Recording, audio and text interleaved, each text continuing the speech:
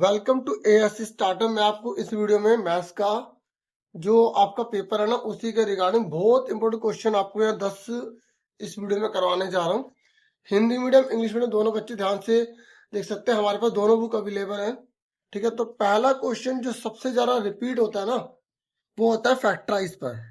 तो मैं आपको फैक्टराइज से रिलेटेड पहला क्वेश्चन करवाने जा रहा हूँ। हिंदी में इसको गुणनखंड कहा जाता है। ठीक है, तो इसको पहले मैं एक हल्का क्वेश्चन लूंगा, फिर थोड़ा इसका हैवी क्वेश्चन लूंगा। ठीक है, तो हल्के क्वेश्चन में मतलब हम ये ले रहे हैं यहाँ पर पी स्क्वायर प्लस 6p+8। आपको बुक ओपन करने की कोई जरूरत नहीं है, यहीं पर आप क्वेश्चन देख के नोट करते रहना। ठीक है, बाकी अब मैं पूरी बुक में से रैंडमली ले रहा हूँ। ये क्वेश्चन है, इसने बोला इसके फैक्टराइज करने हैं आपको। तो आपको इसको कैसे फैक्टर करना है पता है? पहले सबसे पहले आपको ये याद रखना है कि पहले बड़ी पावर होनी चाहिए, फिर उससे छोटी, फिर उससे छोटी। ठीक है, तो आपको यहाँ तो कोई पावर लिखी नहीं। देखो, अगर यहाँ नहीं लिखी तो अगर p के ऊपर 0 है तो इसकी वैल्यू 1 होती है, तो 8 बन जा 80 हो गया। ठीक है, तो यहाँ पर p की पावर 2 है, यहाँ p की पावर 1 है, तो यहाँ p की पावर 0 माना जाएगा। लाइन से होना चाहिए। अब इसके आगे 1 मान लो, मान लिया। अब 8 को 1 से मल्टीप्लाई करो, कितना हो गया 8। तो 8 किसके बारे में आता है? 4 2 8 होता है। ठीक है, और 8 1 8 होता है, तो यहाँ प्लस करने पर 6 आना चाहिए। तो किस में आ रहा है प्लस करने पर 6? देखो यहाँ जो 8 लिखा है ना, इसके सारे टेबल लिख लो किस किस के पहाड़ी में आता है। तो 4 2 8 8 1 8 और कोई नहीं है। अब 2 4 8 बात तो एक ही है ना, तो एक ही बार लिखना है। अब आपको देखना है यहाँ प्लस करने पर 6 लिखा है, तो किस में आ रहा है प्लस करने पर 6? इसमें आ रहा है, ये हटा दो। तो आपको क्या करना है? इक्वल लगाना है, p का स्क्वायर लिखना है, प्लस लगाना है। ये इसकी जगह ना ये 2 जने आ जाएंगे, प्लस 8 लिख देना। तो ये 4 और 2 है, तो ये 4p प्लस 2p।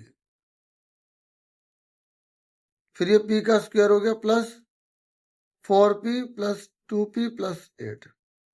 ये 2 ग्रुप बन गए।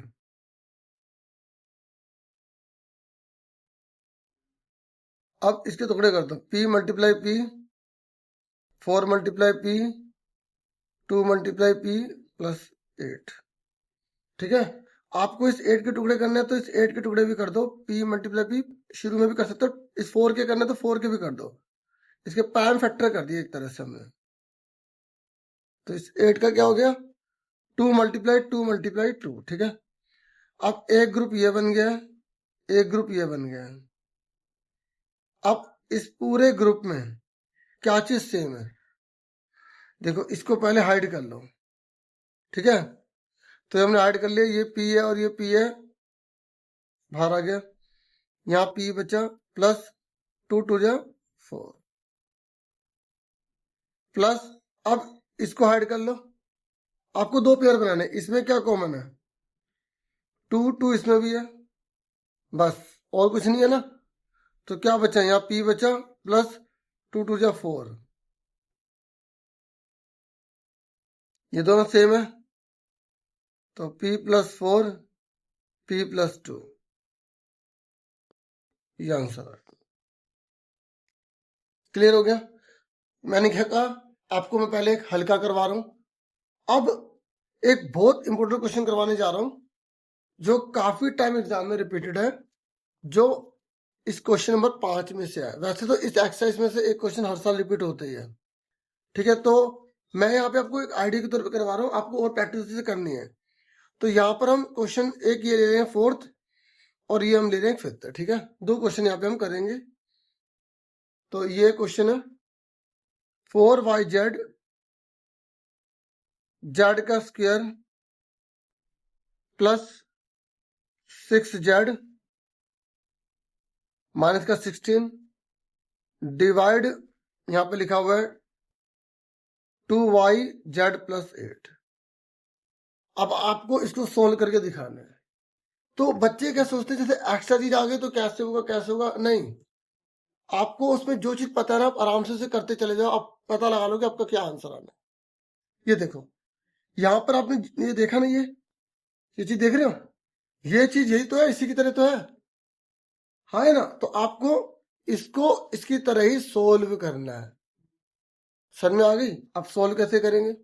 देखो, अब ये साथ में जो चीज लिखी हुई है ना, या तो आप साथ साथ करते चले जाओ या इसको अलग से सॉल्व कर लो। तो मेरा मानना है कि इसको अलग से सॉल्व कर लो। तो आप लिख दो नाउ टेकिंग,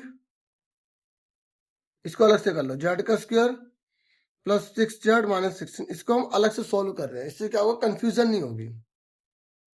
इसके आगे 1 मान लो, 16 बन जा 16। अब 16 किस किस के टेबल में आता है? तो देखो 2 8 जा 16, 4 4 जा 16, बस 8 2 जा और 4 4 जा बात एक ही है, ठीक है। और 16 1 जा 16, ठीक है। यहाँ पर माइनस लिखा है, माइनस लिखा है तो यानी कि इनमें से कौन सा वो पेयर है जिसको घटाने पर 6 आ जाए। यहां पर प्लस लिखा है तो जोड़ने पर लेते हैं, माइनस लिखा है तो घटाने पर लेते हैं। तो माइनस लिखा घटाने पर किस में आएगा, ये रहा 8 और 2, तो ये जेड का स्क्वायर प्लस ब्रैकेट लगा दिया माइनस 16। अब देख लो, ये हमने सेम उतारा, इक्वल लगा दिया, प्लस का सेम उतारा है, इस 6z को नहीं लिखा, माइनस 16 को सेम उतारा है।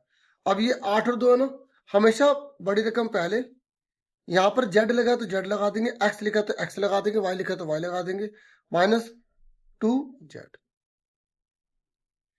z का square plus 8z minus 2z minus 16, ये दो पेयर बन गए।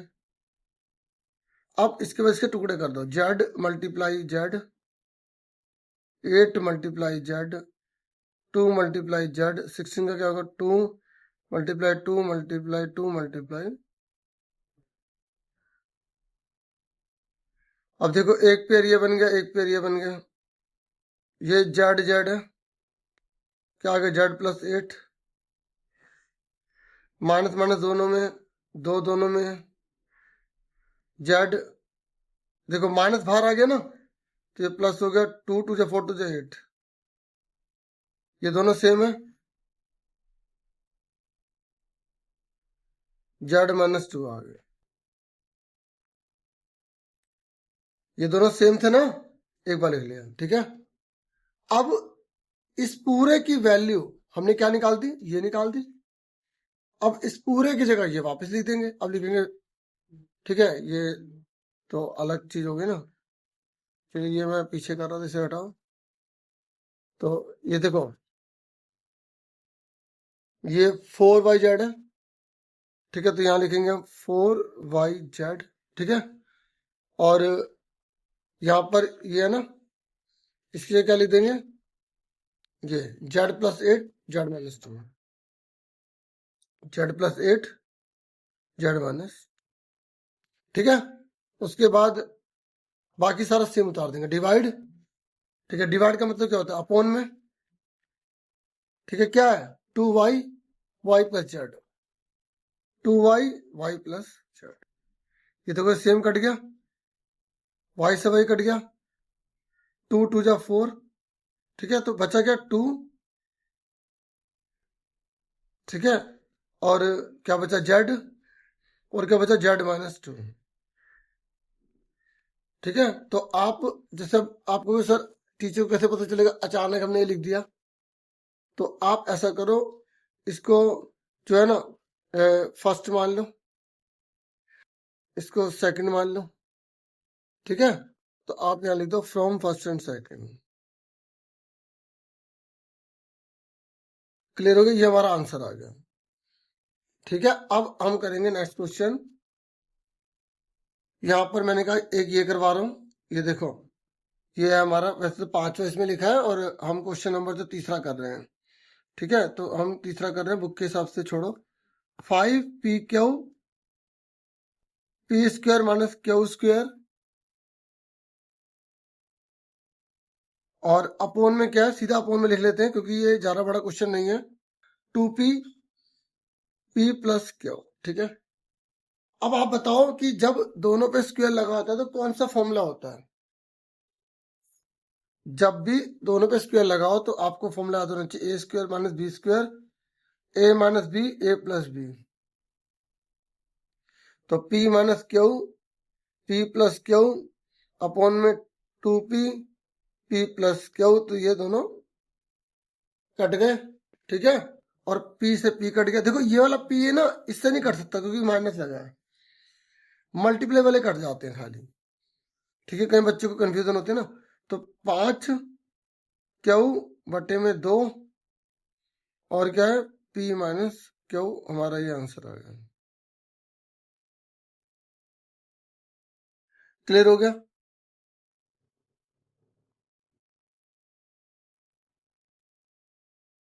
देखिए अब मैं ना आपको डायरेक्ट जो क्वेश्चन वाले क्वेश्चन होते हैं ना, इनवर्स सीधा और प्रतिलोम वाला, ठीक है, इस चैप्टर में से आपको 2 क्वेश्चन यहाँ पे करवाने जा रहा हूँ, डायरेक्ट एंड इनवर्स क्वेश्चन, ठीक है। तो देखिए आपको सबसे पहले तो पहचानना पड़ेगा कि वो डायरेक्ट है या इनवर्स है। अगर आप यही नहीं पहचान पा रहे तो फिर आप एग्जाम में क्वेश्चन नहीं कर पाओगे, ठीक है। तो यहाँ पर हम उसी के रिगार्डिंग एक क्वेश्चन करने जा रहे हैं।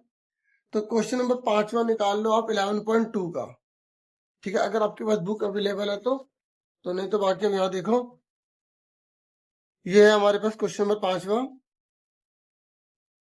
ये कह रहे एक किसान की पशुशाला में 20 पशुओं के लिए 6 दिन का पर्याप्त भोजन है। देखो मैं आपको बिल्कुल आसान तरीके से कराऊंगा और आपको ना इसे पढ़कर समझ के करना है। ये कह रहे 20 जानवर है ना, तो उनके लिए 6 दिन तक खाना चलेगा। इंग्लिश में देख लो, फार्मर जो है उनके पास 20 दिन के लिए खाना है जो 6 दिन तक चलेगा। ये कह रहा अगर 10 जानवर और आ जाए तो खाना कितने दिन तक चलेगा। अब आपको खुद सोचना है कि जानवर बढ़ेंगे तो खाना ज्यादा दिन तक चलेगा या कम दिन तक चलेगा। सिंपल सी बात है, आपके पास खाना तो उतना ही है, ठीक है, खाना उतना ही है, लेकिन जानवर बढ़ गए तो खाना अब कम दिन तक चलेगा ना। तो इसका मतलब क्या है, ये इनवर्स है। क्या है ये? इनवर्स। क्या है ये? प्रतिलोम। और अगर आपने ये पहचान लिया तो क्वेश्चन फटाफट कर दोगे, ठीक है। और अगर नहीं भी पहचानो ना तो आप दोनों तरीके से करके आ जाओ, ठीक है, और जो सही होगा टीचर्स को देख लेंगे, लेकिन कोशिश करो कि आपको सही करना पड़े क्योंकि आपका टाइम बर्बाद हो जाएगा ना। अब देखो ऐसा क्वेश्चन कभी भी आ जाए आपको एक पैटर्न को फॉलो करना है। क्वेश्चन नंबर है 5वां, ठीक है, वैसे तो चौथा कर रहे हैं हम, बुक के साथ 5वां। तो आपको ऐसा कोई भी क्वेश्चन आ जाए, प्रतिलोम वाला आ जाए या सीधा आ जाए, इनवर्स आ जाए या डायरेक्ट आ जाए, तो आपको ऐसा टेबल बना लेनी है। तो आपको देखना है ये 2 चीजें कौन सी है, एक पशु है दूसरा दिन है। तो यहाँ पर आप लिखोगे पशुओं की संख्या, ठीक है, इंग्लिश में क्या लिखोगे, नंबर ऑफ एनिमल्स, ठीक है, इंग्लिश में हम नीचे लिख देते हैं। आपको दोनों में से एक ही बनाना है, ठीक है, नंबर ऑफ एनिमल्स, और नीचे क्या है, डेज, ठीक है, मतलब दिन, ठीक है, मैंने इंग्लिश में अलग बना ही दिया था वैसे, डेज। अब जब जानवर, ठीक है, तो यहाँ पर फूड है, फूड की बात हो रही है। जब जानवर कितने हैं, 20, ठीक है, तो यहाँ पर कितने दिन के लिए खाना है, 6 दिन के लिए। और जब 10 जानवर और आ जाए, तो 10 जानवर और आ जाए तो कितने हो गए, 30 हो गए। तो अब खाना कितने दिन तक चलेगा आपको ये निकालना है, हाँ या ना। ये आपको 20 दे रखा है, ये 6 दे रखा है, 30 है, और ये अब आपको एक लाइन लिखनी पड़ेगी, ठीक है। क्या लिखना पड़ेगा यहाँ पर, ये लिखा है यह भोजन कितने दिन तक प्राप्त होगा। आप लिखोगे यहाँ से ये पूरी लाइन सेम उतार दोगे, यदि इस पाठशाला में 10 पशु और आ जाए तो यह भोजन x दिन तक प्राप्त होगा। यह आपको लाइन लिख देनी है यहाँ से, ठीक है। तो आप इंग्लिश में भी यहाँ से लिख दोगे क्योंकि स्टेटमेंट लिखना जरूरी होता है। इंग्लिश में लिखोगे late x would be the food last if there were 10 more animals in his cattle। Question में से देख के लिखना है। तो यहाँ पर मैं आपको लिखा लिखा दिखा देता हूँ, ठीक है। तो ये मैंने इंग्लिश में लिख दिया, ये हिंदी में लिख दिया। तो देखो मैंने आपको ना क्वेश्चन में से देख कर लिखना सिखा दिया। हिंदी में देखो मैंने ना यहाँ से लिख के फिर ये लाइन लिख दी। देखो आप ये पढ़ लो, आपको देखो क्वेश्चन देख देख के करोगे ना आंसर, तब फायदा होता है, ठीक है ना। और मैं बिल्कुल बच्चों को वैसे ही करवाता हूँ, बच्चे जानते हैं, पुरानी वीडियोस बहुत सारी बना रखी हैं। आप क्लास 8 मैथ्स लिख के ना ऐसे स्टार्टर लिखो, जो जो वीडियोस आ रही है ना मैथ्स की सब देखते जाओ, आपको बहुत बेनिफिट मिलेगा। सैम्पल पेपर बहुत सारे बना रखे हैं पुराने साल के, पुराने सालों में देखना। और फॉर्मूले की वीडियो बना रखी है, फॉर्मूला क्लास 8 ऐसे स्टार्टर लिखो, उसमें आपको जड़ी बूटी मिल जाएगी, जड़ी बूटी, ठीक है। अब सुनो मेरी बात, तो यहां तक क्लियर हो गया। अब मैंने क्या करा, इसकी जगह यहाँ पे क्या लिख दूंगा, एक्स मान लिया। क्या मान लिया, एक्स। ठीक है, अब आपको पता है इनवर्स का फॉर्मूला क्या होता है? बताओ क्या होता है इनवर्स का फॉर्मूला? आपको ना, ये जैसे आपको पता लग गया कि भाई इसमें अब कैसे इनवर्स है, बताओ। इनवर्स पता कब होता है?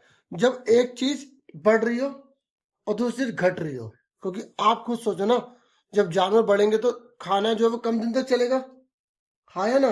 तो इसका मतलब एक बढ़ रहा है दूसरा घट रहा है, तो इसको बोलते हैं इनवर्स। तो इनवर्स का ना आपको ये फॉर्मूला याद रखना है। देखो ये दे रखा है, ये देखो ये दे रखा है, x1 अपॉन में x2, y2 अपॉन में y1। ये फॉर्मूला है इनवर्स का। ठीक है, देखो मैं बिल्कुल आराम से भले समझा रहा हूँ, लेकिन जिसने पेशेंस से समझ लिया ना तो उसको दिक्कत नहीं आएगी बिल्कुल। ठीक है, इसलिए क्योंकि सब बच्चे हैं ना, जो बच्चे जल्दी से समझना चाहे वीडियो तेज कर लेगा। ये देखो ये है इनवर्स का फॉर्मूला। अब इस चीज को लिखना आना चाहिए। देखो x1 अपॉन में x2, y2 अपॉन में y1। पहले x लिख रहे हैं फिर y1 लिख रहे हैं। ठीक है, 1 2 2 1। ठीक है, अब सुनो मैंने याद करवा दिया आपको। अब देखो इन दोनों को हम x मानेंगे, इन दोनों को हम y। आपको सर आपने तो x लिखा हुआ, फॉर्मूले के हिसाब से हल्का सा लिख लेंगे, x1 y1। सही है? नहीं, x1 ये x2, क्योंकि x एक जैसी चीज एक जैसे होते हैं, ये y1 ये y2। ठीक है, हल्का हल्का लिख लिया, क्योंकि हमें तो अपने अब दिमाग में रखना है ना। अब मेरी बात सुनो, यहां पर कर रहा हूं मैं, देखो ये x1 है, ये x2 है, y1 है, y2 है। ठीक है, आप लिखोगे इट इज इनवर्स प्रोपोर्शन। आपको लिखना पड़ेगा इनवर्स प्रोपोर्शन। भाई यह है प्रतिलोम समानुपात है, इसलिए क्योंकि प्रतिलोम में तो क्या फॉर्मूला होता है, क्या होता है बताओ, मैंने क्या बताया था, x1 अपॉन में x2 बराबर y2 अपॉन में y1। आप ऐसे भी लिख सकते हो, क्रॉस मल्टीप्लाई कर दो, x1 y1 x2 y2 और करके। नहीं तो आप ये मत लिखो, ये भी लिख सकते हो आप सीधा, क्योंकि एग्जाम में एमसीक्यू में भी आया टिक करने को। ये देखो ये लिखा साइड में। ठीक है, अब इंग्लिश मीडियम में ये लिखा साइड में, लिखा है ना? समझ आ गई? अब पुट कर दो वैल्यू, पुट करने आती है ना आपको। अब x1 क्या है, 20, आपने अब 20 लिख दिया, मल्टीप्लाई y1 कितना है, 6, x2 कितना है, 30, y2 कितना है, x, अपने x मान ना। तो कई बच्चे पता कैसे याद कर लेते हैं, बच्चे कहते हैं कि जैसे क्वेश्चन आया इनवर्स का, इन दोनों को मल्टीप्लाई, इन दोनों को मल्टीप्लाई बराबर में रख लेते हैं। क्योंकि जब आपकी प्रैक्टिस अच्छे से हो जाएगी ना, आपको फॉर्मूले के बिना ही आप कर दोगे फटाफट। आप ये मल्टीप्लाई ये मल्टीप्लाई ये लिख दोगे, और फिर जो नहीं पता होगा ना उसको वहां बाकी को दूसरे का फेंक देंगे। ठीक है, देखो अब हमें ये 30 पता है, इसको उधर ले गए, हमें x नहीं पता, x को वहीं रख दिया। अब इसे काट दो, 0 0 कट गई, और 3 2 जा 6, 6 2 2 4। अब आपका आंसर 4 आ गया। ठीक है, और लास्ट में वही स्टेटमेंट दोबारा से लिख दोगे जो हमने यहाँ पे लिखी थी, एक्स की जगह आप आंसर लिख दोगे। अब आप चेक कैसे करोगे आपने सही करा गलत करा? आप ये देखोगे कि जब एनिमल बढ़ रहे हैं तो दिन कम होने चाहिए, तो आंसर जो हो रहा है वो छोटा आ रहा, नहीं आ रहा, आंसर छोटा आ रहा है। ठीक है, अब एग्जाम में आपको बुक तो होगी नहीं, हम पीछे से आंसर देख लेंगे, हाँ है ना? ठीक है, तो इस तरीके से देखो मैंने बहुत ही आराम से आपको समझाया, मुझे पूरी उम्मीद है आपको बहुत अच्छे से समझ में आया होगा। ठीक है, अब हम एक क्वेश्चन ले लेते हैं। ठीक है, देखो यहाँ पर एग्जाम्पल ही देख लेते हैं यहाँ पर। ठीक है, ताकि हमें लिखना ना पड़े, इसी में आपको समझाता हूँ। ठीक है, एग्जाम्पल सारे कर लेना, जैसे ये वाला एग्जाम्पल ले लेते हैं, एग्जाम्पल नंबर 30। ठीक है, तो आप हिंदी में भी ओपन कर सकते हैं। तो पहले इंग्लिश वाले देखो, फिर हिंदी में दिखाता हूँ। ठीक है, ये देखो, ये कह रहा है 12 शीट का वेट। ठीक है, 12 शीट का वेट 40 ग्राम है। देखो, तो ये कह रहा है 2.5 किलो जो वेट है उसमें कितनी शीटें आएंगी। तो अब आप बताओ, शीटें बढ़ेंगी तो वेट बढ़ेगा ना। तो पता है इसे डायरेक्ट बोलते हैं। डायरेक्ट का मतलब होता है जब एक चीज बढ़े दूसरी चीज भी बढ़ जाए।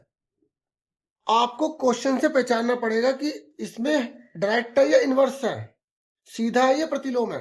आप खुद सोचो, अगर शीटों की संख्या बढ़ती रहेगी तो क्या होगा, वेट भी हो जाएगा। तो आपको देखो यहाँ पे क्या करना है, देखो ये बॉक्स बना है ना, एक्स ही मानना होता है। तो आपने बस स्टेटमेंट ये लिख देनी है। अब सर यहाँ पर तो उन्होंने पहले स्टेटमेंट एक्स माना है, उसके बाद ये बॉक्स बनाया। तो आप ये जैसे क्वेश्चन है ना, तो आप ये चीज ऊपर लिख दो, ठीक है, इतना वो नहीं होता, लिख दो ऊपर, लिख दो, फिर बना दो बाद में, ठीक है, कोई दिक्कत नहीं। ठीक है, अब सुनो, अब ये देखो यहाँ पर, अब हमें पता डायरेक्ट है, तो हमें क्या दे रखा था, शीटों की संख्या दे रखी थी, और हमें जब 12 शीटें तो 40 ग्राम है, तो कितनी शीटों का वजन जो होगा यहाँ पे लिखे 2.5 किलो। तो अगर यूनिट सेम होनी चाहिए, यूनिट, यहाँ पर देखो इसमें ये ग्राम में लिखा था और ये किलोग्राम में लिखा है, तो इसको भी आप ग्राम में बदलोगे। ग्राम में बदलने के लिए क्या करोगे, देखो 1 किलो में कितने ग्राम होते हैं, 1000, तो 2.5 किलो में कितने ग्राम होंगे, 2500। तो इस तरीके से क्रॉस मल्टीप्लाई करके ये हमारा 750 आ जाए, 750 का आ जाए। देख लो कैसे प्रेजेंट किया है, लिखा है ना इसने, ठीक है। और देखो इन्होंने देखो 12/40 x/25 लिख के दिखाया है। पता है क्यों लिखा है, क्यों लिखा है, क्योंकि यहाँ पर फॉर्मूला है हमारे पास, और हमें फॉर्मूला अच्छे से पता होना चाहिए कि ये देखो ये देखो x1/y1 x2/y2, देखो ये x1 होता है, ये x2 होता है, ये y1 होता है, y2 होता है। एक जैसे को एक जैसा नाम दिया जाता है, एक जैसे को एक जैसा नाम दिया जाता है। तो ये बट्टे में ये बट्टे में। और पता है बच्चे कैसे प्रैक्टिस कर लेते हैं, इतनी प्रैक्टिस होती है, उन्हें पता है कि जब डायरेक्ट आएगा तो बट्टे में लिखेंगे, और जब इनवर्स आएगा तो दोनों को मल्टीप्लाई में लिखेंगे। इतनी अच्छी प्रैक्टिस हो जाती है बच्चों की। मैं आपको रटवा नहीं रहा हूँ, मैं बता रहा हूँ कि बच्चों को इतना एक्सपीरियंस हो जाता है, फटाफट कर देते क्वेश्चन, एमसीक्यू वाले तो फटाफट कर देते हैं। ठीक है, क्योंकि देखो अब एक क्वेश्चन ये वाला भी आया हुआ है जो बच्चे अक्सर छोड़ देते हैं। जैसे ये वाला क्वेश्चन देखो, ये वाला ये आया हुआ है कि अगर 2 है और इन्हें बोला कि डायरेक्ट है, 2 है, 4 है, 5 है, ये है, तो एक वैल्यू 210 है, तो बाकी सब निकालो। तो देखो इसको इससे मल्टीप्लाई करो, इसको इससे मल्टीप्लाई करो, सॉल्व कर लो, फिर इसको इससे सॉल्व कर लो। ठीक है, मैं आपको छोटा सा करके दिखा रहा हूँ। मान लो आपको इसको निकालना है, आपको एक वैल्यू दे रखी है और इन्हें बोला डायरेक्ट है, क्या बोला है, डायरेक्ट। तो आपको क्या करना है, 5/210, क्योंकि आपको पता है बटे बटे बराबर होते हैं, क्योंकि आप 12 फॉर्मूला नहीं लिख सकते एग्जाम में, टाइम चला जाएगा। 5/210 13 बटे में क्या नाम दे रखा है, y5, क्योंकि अब हमें यहाँ पे y2 वगैरह या x लिखने की जरूरत नहीं है, क्योंकि यहाँ नेम दे रखे हैं। ठीक है, क्रॉस मल्टीप्लाई कर दो इसको इससे,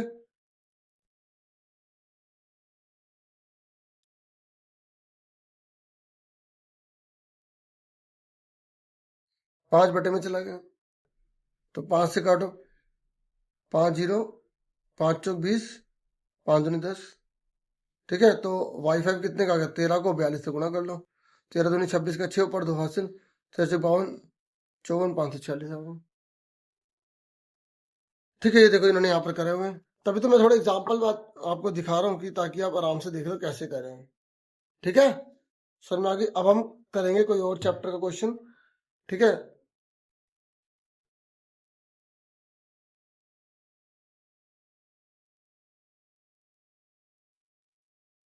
देखिए ये रोलर वाला क्वेश्चन काफी टाइम रिपीटेड है।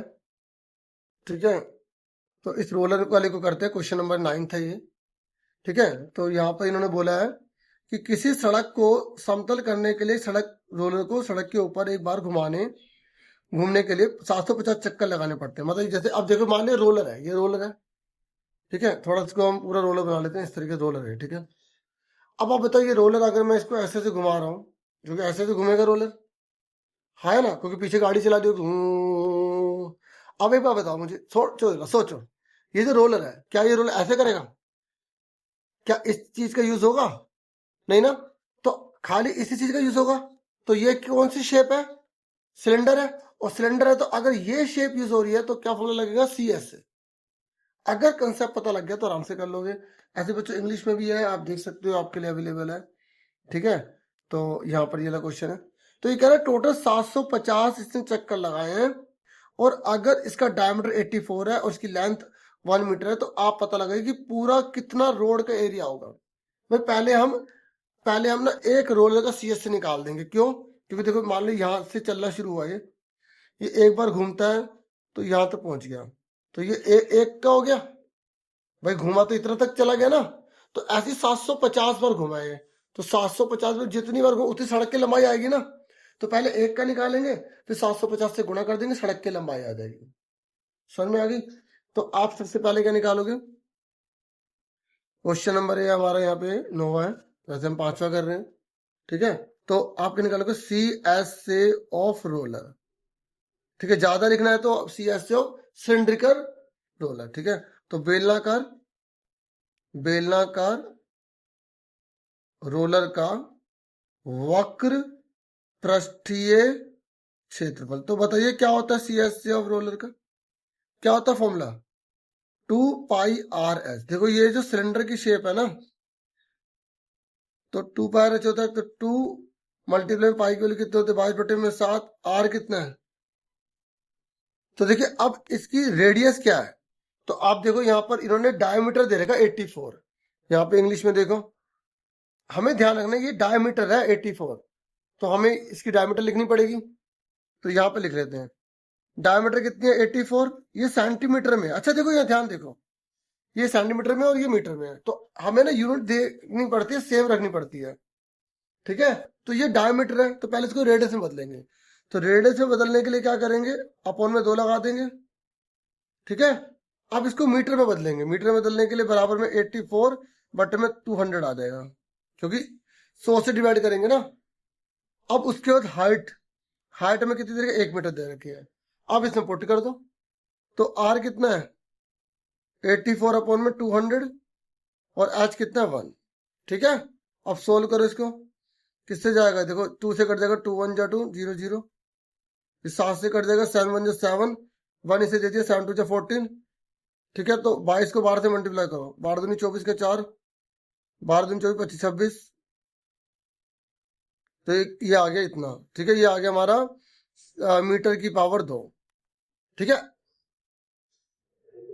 ठीक है, अब हमें क्या निकालना है? एरिया ऑफ रोड निकालना है। तो हमें इसको डिवाइड करने की जरूरत नहीं है, क्योंकि 0 0 कट जाएंगी बाद में। ये देखो यहाँ लिखा है सड़क का क्षेत्रफल, तो हम लिखेंगे सड़क का क्षेत्रफल।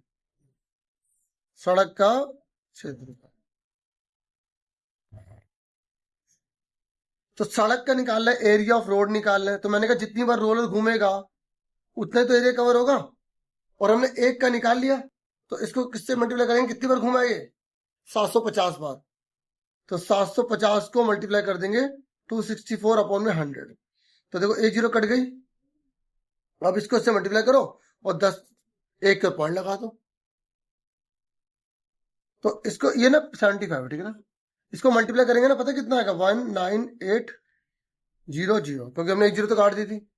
ठीक है, अब 10 लिखा, नीचे 1 0 और कट गई, तो आंसर कितना आ गया हमारा? 1980 यहाँ पर मीटर, हाँ मीटर स्क्वायर आ गया। ठीक है, ठीक है, तो इस तरीके से हमने सॉल्व कर दिया। क्लियर हो गया?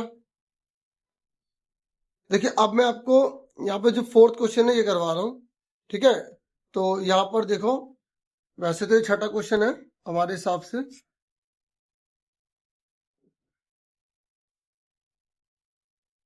देखो जब भी ऐसा क्वेश्चन आप देख रहे हैं ना, ये ऐसा क्वेश्चन आ जाए, तो आपको ट्राइंगल का फॉर्मूला लगाना है। देखो ये ट्राइंगल है, ये बेस है, ये इसके ऊपर क्या हाइट है, ये बेस हो गया, ये ट्राइंगल की हाइट हो गई। तो ए बी सी डी। ठीक है, तो यहाँ पर इसने क्या बोला है? खेत का क्षेत्रफल निकालो। तो अब सीधा इसमें ज्यादा वो मत करना, सीधा लिखना खेत का क्षेत्रफल। अगर आपको डिटेल लिखने तो थोड़ा बहुत लिख सकते हो, नहीं तो जरूरत नहीं है। ठीक है, तो पहले हिंदी में लिख देते फिर इंग्लिश में। अब खेत का क्षेत्रफल मतलब कैसे निकालेंगे? एरिया ए बी सी, क्योंकि ये खेत 2 जनों से मिलकर बना है, एक इस ट्राइंगल से और दूसरा इस ट्राइंगल से। Area A D C. ठीक है, हिंदी में क्या लिखेंगे? अब इंग्लिश वाले भी देख लो। एरिया ऑफ क्या है? ये फील्ड। अब मुझे बताओ ये जो ट्राइंगल है ये कौन सी शेप में है? यहाँ पे बेस दे रखा, हाइट दे रखी है, तो यहाँ पे फॉर्मूला लगा देंगे 1/2 बेस इंटू हाइट। ठीक है, हिंदी वाले आधार गुणा होता है, इंग्लिश वाले बेस इंटू हाइट लिख लेंगे। ठीक है, नहीं तो सिंबल भी लिख दोगे, कोई दिक्कत नहीं है। आप यहाँ पे लिख दोगे कि बेस और सिंबल है। अब देखो, अगर मैंने ये बी और बी दोनों सेम लिख दिया, ये एच एस सेम लिख दिया, तो ऐसे कंफ्यूजन हो सकती है। आप खुद सोचो ना, क्योंकि इसकी हाइट अलग है, इसकी हाइट अलग है, तो आप यहाँ लिख दोगे B1 24 है बेस, और हाइट 1 कितनी है 13, ठीक है। और B2 क्या है, B2 वही 24 ही रहेगा, क्योंकि बेस तो वही रहेगा, ठीक है। अब मैंने एक का नाम चेंज किया, दूसरे को भी इसलिए हमने यहाँ लिख दिया, तो S2 कितना है, इस पर हाइट कितनी है 8, और यहाँ पे हम फुल फॉर्म लिख देंगे। B का मतलब क्या है, ये B1 जो है ना, इसका मतलब बेस है ऑफ ट्राइंगल, किसका बेस, ADC का, ठीक है। और B2 किसका बेस है, बेस ऑफ ट्राइंगल ABC का। और हाइट क्या है, ये हाइट क्या है, ये हाइट मतलब H1 किसका है, हाइट ऑफ ADC। और H2 हाइट ऑफ, ये मतलब फॉर्मेलिटी के लिए, जब आपके पास टाइम बचे ना, पूरा पेपर हो जाए, तभी लास्ट में चीजें कंप्लीट किया करो, नहीं तो पहले मेन करा करो, क्योंकि इनके मार्क्स वगैरह ऐसे कुछ नहीं होते हैं, ठीक है। हाइट ऑफ क्या है, ये कौन सा ट्रायंगल है, हमने लिया है S2 ABC, ठीक है। ये मैं बच्चों को एडवाइस करते, पूरा पेपर हो जाए तो आपको थोड़ा लिखना डिटेल हर क्वेश्चन में, तो साइड में लिख दिया, ठीक है, क्योंकि इनके चक्कर में कई बच्चे बड़े बड़े मेन क्वेश्चन छोड़ देते हैं, नंबर कम हो जाते हैं। 1/2, अब यहाँ देखो 1 डाल दिया, यहाँ 2 डाल दिया, ठीक है। अब बताओ B1 कितना है 24, हाइट 1 कितना है 13, ठीक है। और B2 कितना है, अब बच्चे ने शॉर्टकट फॉर्म में से करा हुआ ना, इसका शॉर्टकट फॉर्मूला भी होता है, तो वो भी आप लगा सकते हो, कोई दिक्कत नहीं है। टीचर बच्चे ये देखते हैं कि बच्चों का कंसेप्ट कितना है, S2 कितना क्लियर है, मतलब 2 आ गया, ठीक है। अब देखो इन दोनों में कॉमन ले लो क्या है, और जो कॉमन लेते हैं ना वो वाला फॉर्मूला शॉर्टकट होता है, ठीक है। तो अब कॉमन का लेना सीधा कर देते हैं सोल्व, 2 से काटा, 2 एकम 2 दूनी 4, 12 गुणा में 13, 2 एकम 2 दूनी 4, 12 गुणा में 8। अब दोनों को गुणा करके सोल्व कर देंगे।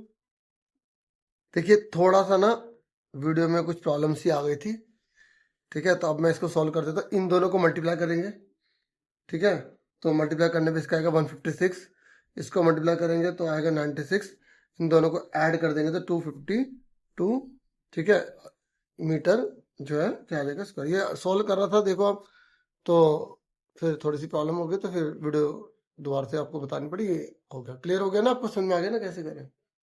अब मैं आपको जो 7.2 में आ जाइए, तो इसमें से एक क्वेश्चन करवाऊंगा, 4th क्वेश्चन करवाने जा रहा हूं, ठीक है। तो यहां पर बोला गया है कि मैंने हेयर ड्रायर 8% वैट सहित 5400 में खरीदा, तो वैट को जोड़ने से पहले का इसका मूल्य निकालिए। जब भी पहले का निकालने को आ जाए ना, ठीक है, जब भी पहले को निकालने का आ जाए, तो हम इसे कैसे करेंगे, इस सवाल को हम करवाने जा रहे हैं।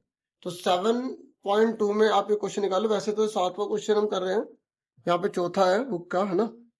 तो यहाँ पर ऐसा कोई भी क्वेश्चन आ जाए ना, देखो क्वेश्चन क्या है, ये जो हमारे पास हेयर ड्रायर है ना, आप देख रहे हैं जो हेयर ड्रायर है, इसको हमने 5400 में खरीदा, इसमें टैक्स जुड़ा हुआ है, वैट जुड़ा हुआ है, वैट एक तरह का टैक्स होता है। तो अगर टैक्स ना लगता तो वो कितने का पड़ता। तो जब हमें बिफोर निकाला ना, बिफोर, तो हम उसे कैसे करेंगे, तो आपको क्या मानना है, लेट ले लोगे, late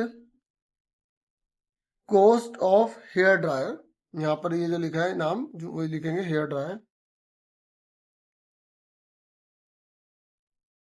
late cost of hair dryer before VAT, क्योंकि बिफोर, जब भी हमें बिफोर निकालना होता है उसे एक्स मान के करेंगे, सबसे आसानी से हो जाएगा एक्स, ठीक है। तो हिंदी में क्या लिखेंगे, हिंदी में भी वही चीज है, देखो माना क्या है, यहाँ पर देखो, यहाँ पर लिखा है इन्होंने, जो लिखा वो लिखेंगे, वैट को जोड़ने से पहले, ठीक है, हेयर ड्रायर का मूल्य। क्वेश्चन में से देख के आपको लिखना सिखा रहा हूँ, ठीक है। माना, क्या आप अपनी मर्जी से भी लिख सकते हैं, माना हेयर ड्रायर का वैट जोड़ने से मूल्य, वैट जोड़ने से पहले का मूल्य एक्स है, ठीक है, क्या है एक्स। क्लियर हो गया अब तक, ठीक है, क्या एक्स माना। अब अकॉर्डिंग टू क्वेश्चन सीधा लिख दो बस। क्या, आप खुद सोचो, ये हेयर ड्रायर है, इस हेयर ड्रायर में टैक्स जुड़ गया। कितना टैक्स जुड़ गया? कितना टैक्स है देखो, यहाँ पर 8%। तो आपने एक्स का 8% यहाँ पे टैक्स जोड़ दिया। तो इन दोनों को जोड़ के कितने रुपए बन रहे? 5400 बन रहे हैं ना। और अगर यही क्वेश्चन होता डिस्काउंट वाला, तो आप यहाँ पे माइनस लगा देते। देखो एक ही कंसेप्ट है। जैसे ये वाला क्वेश्चन आप देखोगे ना, यहाँ पर आप देखोगे डिस्काउंट वाला दे रखा है ये वाला, ठीक है। सेम अगर ऐसा क्वेश्चन आ गया और ये डिस्काउंट घटाने के बाद 1600 रुपए है ना, तो पता है इसकी इक्वेशन क्या बनती? बताओ क्या बनती इसकी इक्वेशन अगर ये आ जाता ये वाला? तो आपने माना होता कि डिस्काउंट देने से पहले एक्स है, तो डिस्काउंट एक्स का कितना परसेंट है? 20% बटे में 100 बराबर में 1600 लिख देते। अगर डिस्काउंट है तो माइनस लिखना होता है, और अगर टैक्स है जुड़ रहा है, जुड़ के वैल्यू बड़ी है, तो आपको प्लस लिखना होता है। यही कंसेप्ट है इस क्वेश्चन में। बाकी ऊपर वाले तो सीधा परसेंटेज करनी होती है, सीधा उन्हीं के ऊपर, ठीक है। बिफोर वाले में एक्स मान के करना होता है। समझ में आ गई? अब बच्चे ने इसको काटने लग जाते हैं, इससे ना कैलकुलेशन मुश्किल हो जाती है, तो मैं काटता नहीं, बाद में सीधा सोल्व कर देते हैं। 8 एकम 8 100, ये लिखा 5400, इसके नीचे एक लगा दो, एलसीएम ले लो, इसको इससे 100x 8x बटे में 100 इज इक्वल टू में 5400। तो 100 और 8 कितने हो गए? 108 x बटे में 100, ये कितना होगा? 5400 x is equal to 5400 multiply में 100 बटे में 108, ठीक है। तो अब इसको काटो। देखो अगर आप सीधा काट सकते हो तो सीधा काट दो, जैसे ये 5 से कट जाएगा, ठीक है। 108 पंजे 540 होता है, ठीक है। तो नहीं तो आप थोड़ा थोड़ा करके भी काट सकते हो। जैसे कैसे? जैसे मैं यहाँ पर अलग से आपको दिखाता हूँ। जैसे 2 से काट दो आप, 2 5 10 2 4 8, ठीक है। तो 2 2 जा 4, इसे 1 दे दिया, 2 7 जा 14, ठीक है। और फिर आप इसे किससे काट रहे हो? 9 से काट रहे हो। 9 6 54, 9 3 27, 6 5 30, ठीक है। तो इसको पूरा काटने पर कितना आ रहा है? 50। और मैंने कहा था 108 पंजे 540 होता है, तो 0 का 0 आ गया। तो इस तरीके से ये कितना आ गया? 5000 आ गया, ठीक है। अब चेक करें कि हमने सही करा गलत करा है। लास्ट पे पूरी लाइन जीरो लिख देना है कि भाई हेयर ड्रायर का प्राइस कितना आ गया, ठीक है। और ये अगर रुपीस होता है ना, तो ऐसा रुपीस लगा दे करो, इंडियन रुपये ना घर होना चाहिए हमें, ठीक है। तो ये हमारा आ गया। अब चेक करें सही करा गलत करा है। तो ये चेक अगर टीचर को दिखा दो तो टीचर कुछ नहीं कहेगा, कहेगा वाह बड़े बच्चा है, लेकिन टाइम हो तो, ठीक है। देखो 5000 है। अब 5000 का होता है अगर टैक्स ना लगता तो, लेकिन टैक्स कितना लग गया? 8%। 8%। अब इस पे 8% लगा के देखो, 5000 पर 8% लगाओ, तो 540, 400 रुपए। अब 5000 में 400 जोड़ो, 5400 आ रहा है। तो देखो 5400 रुपये तो बता रहा था मैं, तो इसका मतलब हमने सही करा ना, ठीक है। टैक्स जो है वो जुड़ता है और जो डिस्काउंट है वो घटता है। इसलिए तो उसने बोला कि टैक्स लगाने के बाद 5400 पड़ रहे थे, तो पहले कितने थे? तो पहले वाले को एक्स माना, और इस एक्स में अगर टैक्स जोड़ेंगे तो 5400 तो आएगा, इसलिए हमने ऐसे करा था। और इसे चिंतन करना, क्योंकि चिंतन करोगे ना कि कैसे करा, ऐसा क्यों हुआ, तो कोई और क्वेश्चन मुश्किल से मुश्किल भी आएगा ना, आराम से कर लोगे, ठीक है। तो ये हमारा हो गया क्लियर। अब हम आगे बढ़ जाते हैं। यहाँ पर अब हम ले लेते हैं चैप्टर 6 से क्वेश्चन, ठीक है। देखो ये सारे कर लो, और ये क्वेश्चन एग्जाम में कई बार आया हुआ है, ठीक है। ये नंबर आया हुआ, ये वाला क्वेश्चन भी आया हुआ है कि हार्डी रामानुजन की संख्या, जैसे 4 ऑप्शन दे देगा, इनमें से कौन से नहीं है, और कमेंट करके बताना कि हार्डी रामानुजन ने क्या बात बोली थी, ठीक है। जिस बच्चे को पता, जो बहुत ज़्यादा मतलब स्टडी करता है अच्छे से, मुझे अच्छा लगेगा, हाँ भी बच्चे बहुत ज़्यादा मेहनती हैं, ठीक है। टीचर को भी अच्छा लगता है कि उसके स्टूडेंट्स अगर आगे बढ़े, है ना। चलो अब देखो, ये तो आपको पता ही होगा कि क्यूब आपको रूट निकालना होता है ना। चलो एक कर लेते, छोटा सा 64 है। आपको वो समझ इतना ईजी, पता क्या है, बहुत मुश्किल मुश्किल चीजें करते हैं ना, इजी करने से ना थोड़ा मन का बैलेंस बन जाता है थोड़ा सा, हाँ थोड़ा सा होता है ना। चलो देखो, तो 2 3 जा 6, 2 2 जा 4। आपके बच्चे के साथ मिले तो सारे इसी थे, अरे हाँ उसमें मजा आ गया, तो उसको और करो फिर तो, क्यों भाई।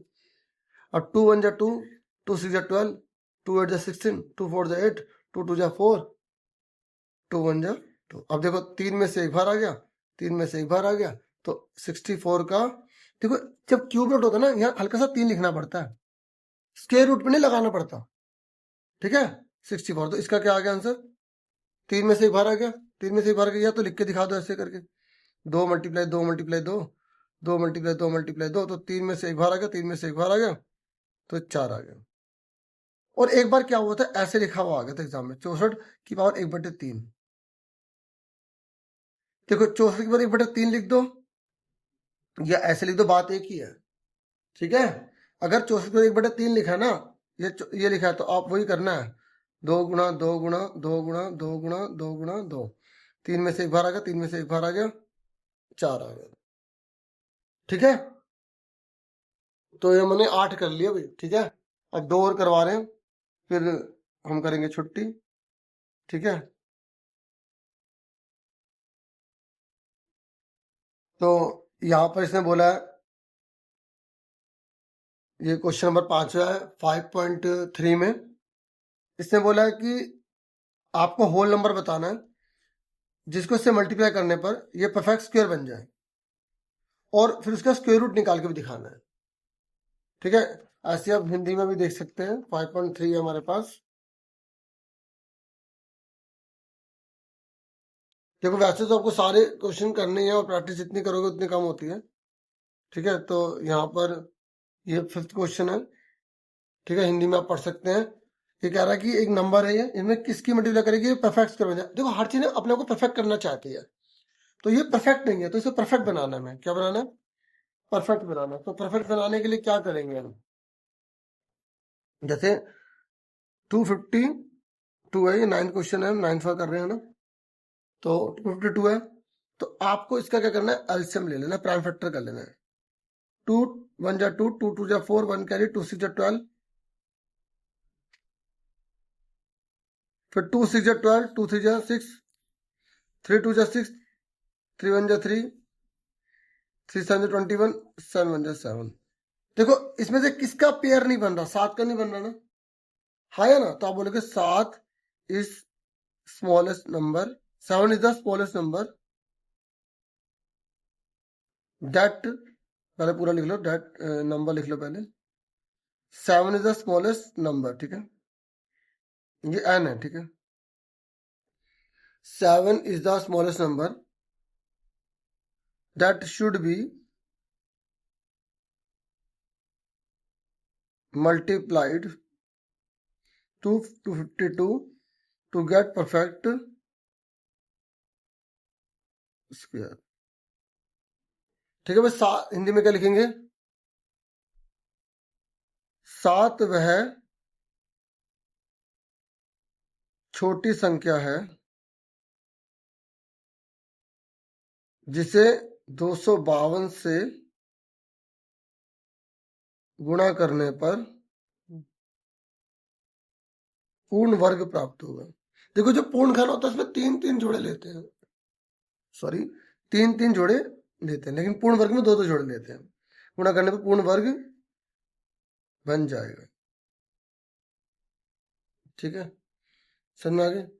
अब मेरी बात सुनो ध्यान से, तो ये 252 का हम किससे मल्टीप्लाई कर देंगे, 7 से मल्टीप्लाई कर देंगे, तो 7 दूनी 14, 7 टू 14, ठीक है, 7 5 35 36, 3 कैरी, 7 टू 14, 17 हो गया।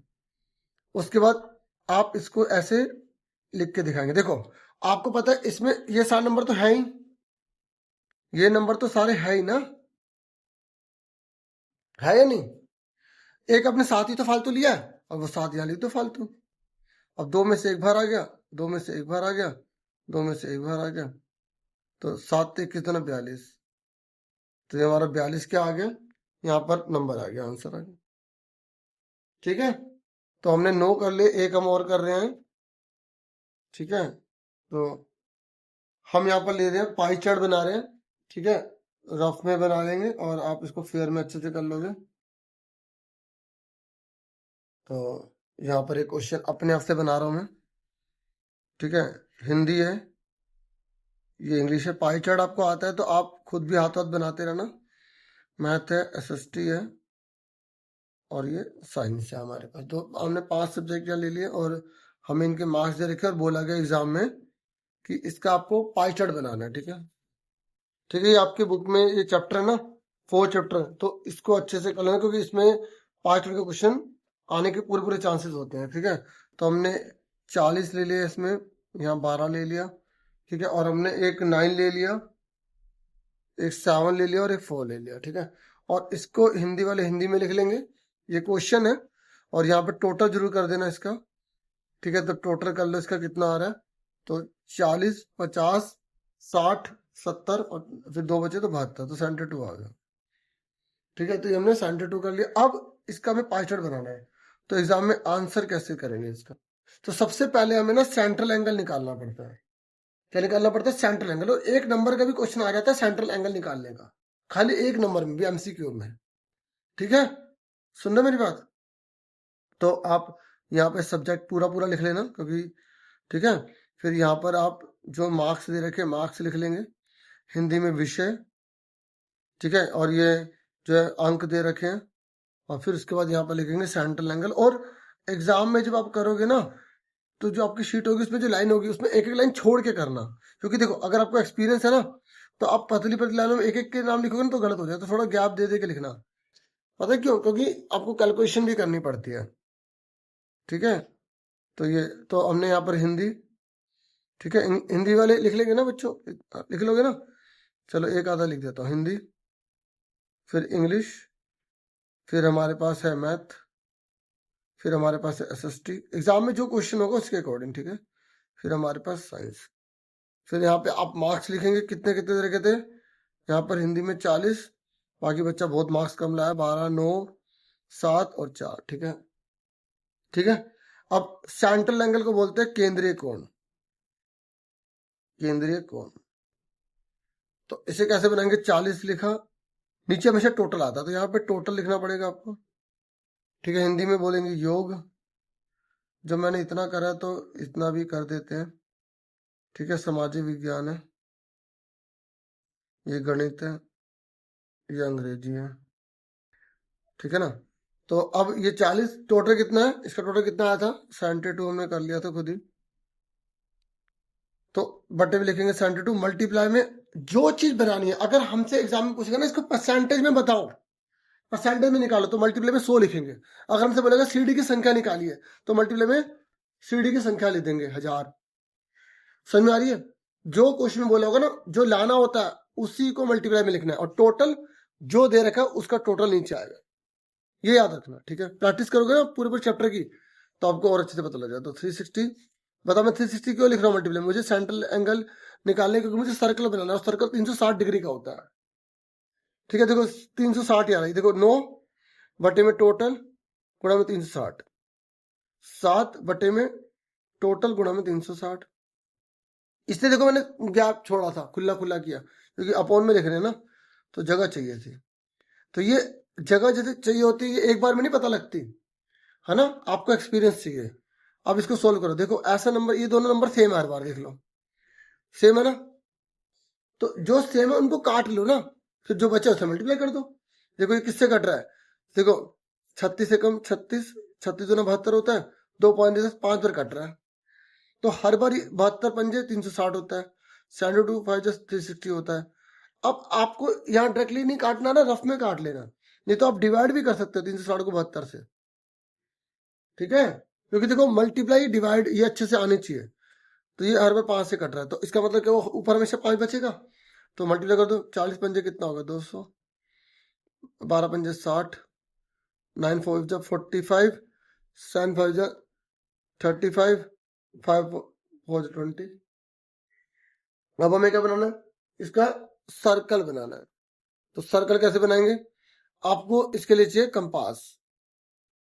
देखिए आपको तो कंपास सर्कल बनाना पड़ेगा, इस समय अभी हमारे पास अवेलेबल नहीं है, तो मैं आपको ऐसे एक हमने सर्कल ड्रॉ कर लिया। ठीक है, तो हमने ये सेंटर ले लिया। ठीक है, तो सेंटर से आपको क्या करना है, एक पहले लाइन डाल देनी है। ठीक है, अभी हमारे पास प्रोट्रैक्टर है, तो हमने इससे एक स्ट्रेट लाइन यहाँ ड्रॉ कर ली इस तरीके से। ठीक है, ये रेडियस हो गई। ठीक है, अब आपको क्या करना है, यहाँ पे सारे एंगल ये बनाने हैं, और पेंसिल से बनाइएगा।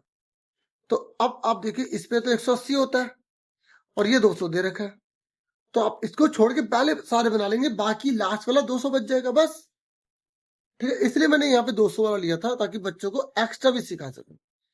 तो ये 60 डिग्री है। देखो डिग्री लगाना मत भूलना बच्चों, एक चीज रह गई थी यहाँ, डिग्री। ठीक है, तो 60 डिग्री का बनाओ पहले। तो आप कहोगे सर पहले कोई बना सकते हो, फिर सर्कल है ना, कहीं से भी देख सकते हैं, उसका ना एंड है ना बिगनिंग है, इसलिए। ठीक है, तो यहाँ पे इंग्लिश 60 डिग्री है। तो यहाँ पर हमने ये बिल्कुल यहाँ पे डाला, ये हमने देखो ये लाइन ले रहे हैं हम, और जो लाइन ले रहे हैं ना वहां से 0 डिग्री स्टार्ट होगा।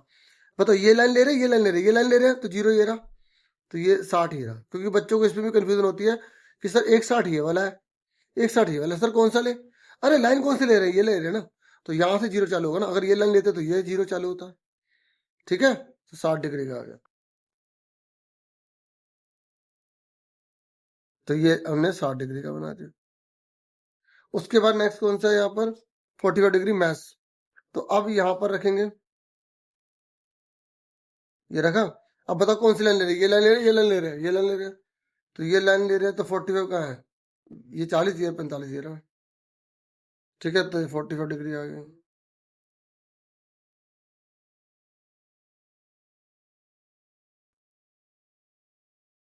उसके बाद नेक्स्ट कौन सा है यहाँ पर, SST। ठीक है, ये कितना 35, तो यहाँ पर 35 ले लेंगे। ठीक है, देखो आपको ये सेंटर पे रखना है, ये वाली लाइन जो है। ठीक है, ये ध्यान रखना, रख दी। अब 35 कौन सा, बताओ ये लाइन ले रहे हैं, ये लाइन ये लाइन ले रहे हैं, तो 35 कहाँ है, देखो ये रहा 30 40 दोनों के बीच में ये रहा 35। ठीक है, ये रहा। ठीक है, उसके बाद हमने 35 यहाँ बना दिया, ये हमारा 35 आ गया। उसके बाद कितना है हमारा 20 डिग्री, तो 20 डिग्री बनाएंगे ऐसे। आप शीट को घुमा लेना, ठीक है ना, तो ये हमने ये लाइन ले रहे हैं, तो 0 ये रहा, 10 20 ये रहा। ठीक है, समझ में आई। तो इस तरीके से हमने 20 बना दिया।